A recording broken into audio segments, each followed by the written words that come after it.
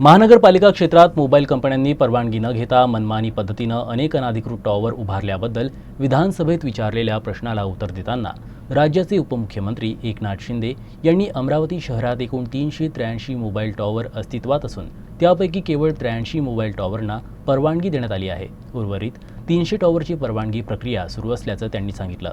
उपमुख्यमंत्र्यांच्या माहितीने महानगरपालिका क्षेत्रात 300 टॉवर अनधिकृतपणे उभारण्यात आल्याचं धक्कादायक वास्तव समोर आलंय। अमरावती शहरात एकूण 383 मोबाईल टॉवर अस्तित्वात आहेत। त्यापैकी 83 मोबाईल टॉवरना परवानगी देण्यात आली आहे। उर्वरित 300 टॉवरना परवानगी देण्याची प्रक्रिया सुरू आहे।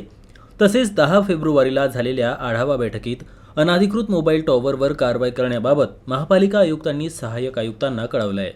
परवानगी असलेल्या 83 मोबाईल टॉवरच्या माध्यमातून अमरावती महापालिकेला 1,65,00,000 रुपये शुल्क प्राप्त झाल्याचंही उपमुख्यमंत्री शिंदे यांनी सांगितलं।